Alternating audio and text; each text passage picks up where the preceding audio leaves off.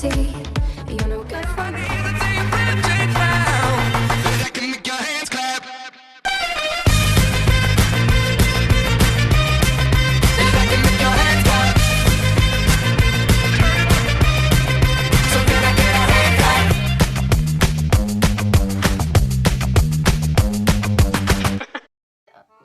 So we all say hey, and then you say caramel or caramel?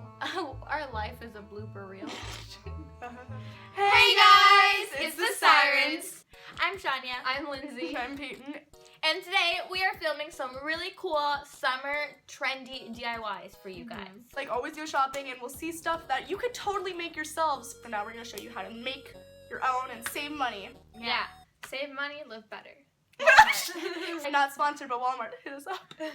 But anyways, Brandy Melville, they sell really expensive things, and we're like, hey, we can make that. So that's what we're Yeah. doing. A lot of our shirts are like inspired by different like trends. We're just gonna show you how to make them. And it's something fun to do over the summer. Also, you can make it like however you want. This is for like all styles. Okay, let's get started. Woo! Woo! Let's go. All my friends are heathens, take it slow. Wait for them to ask you. So all you'll need for this DIY is a t-shirt and some dye. Now our shirt was a bit big, so we decided to cut it into like a muscle tank type t-shirt. All my friends are heathens, take it slow. Okay, so to prepare the shirt, you need to take 2 fingers and pinch the very center, and then you need to twist it until all the fabric comes up together. Next, you need to take some rubber bands just to secure it all together. So next you are going to take your dye and put it in each of the sections that the rubber bands create. Sitting next to you, you live another murderer. Sitting next to you, you think I get this. Sitting next to you, but after all I've said, please don't fall. Then you want to rinse out the dye after it has dried and then wash it and you are done. Wait for them to ask you who you know. Please don't make any sudden moves. So the next tie-dye design we are going to show you is super easy, and we are actually using a gray t-shirt for this one and black dye. So basically all you have to do is crumble up your shirt and just kind of pinch it in a couple of places, and then you are going to take some RIT dye and follow the instructions are said to put it into water, and then you are just going to pour it onto the t-shirt. Now, I wasn't really sure this was going to work. I thought it would just like seep through all of the like layers and crumbles and stuff, but it actually does work and it creates a really, really pretty design. Wait for them to ask you who you know. Please don't make any sudden moves.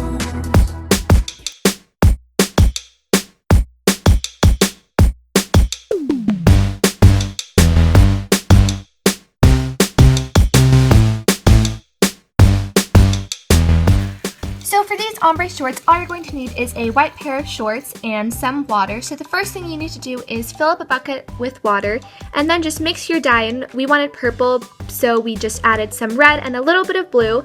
So after that, you just want to dip it in so it's about halfway and then take it out quickly, but leave the very bottom in the dye.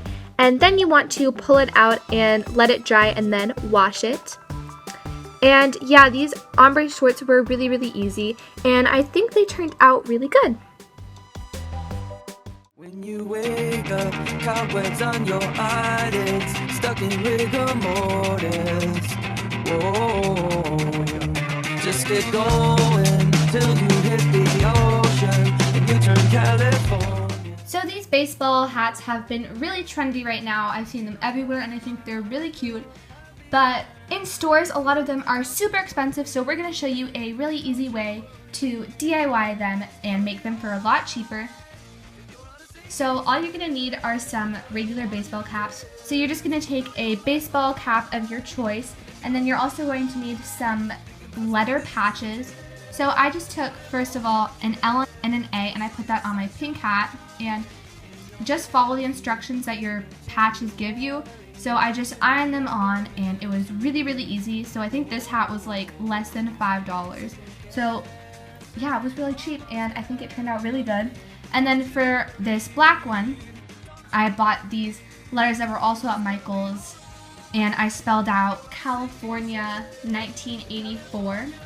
And then we also did New York 73. So I think these hats turned out really good, and I think it's way cheaper than buying them in stores.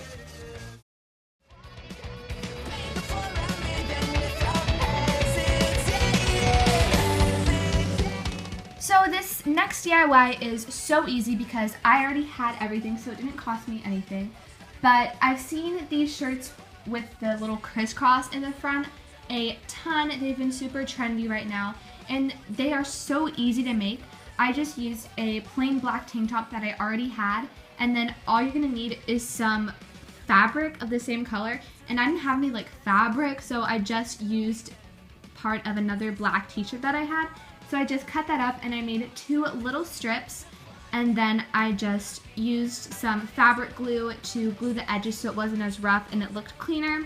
And then you can just trim them to the sides and then glue them on the shirt diagonally so they crisscross at the center. And this DIY was so easy, and it didn't cost me a thing, and I think it turned out really good.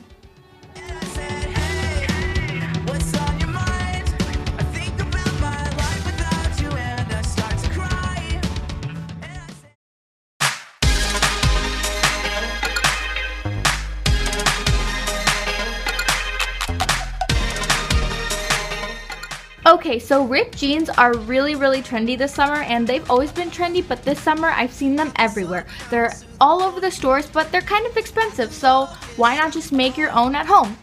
Basically, all you need is a pair of scissors, some old tweezers, and the jeans that you want to make rips in. Basically, what you do is you take your jeans and you cut 2 slits on the front side. Depending on how big you want your rip to be, you just cut 2 slits, and then you take your tweezers and you start pulling out the dark strings of fabric. So as you can see, what I'm doing is individually taking each one out, and this kind of takes a while. As you pull out more and more, it gets easier, and you can do as many rips as you want. I did around 4. It comes out looking really cute. It looks like you bought it from the store, but in reality you made it your own. You compare them with anything like the transfer shirts that we made, and I think they look really cute. So yeah.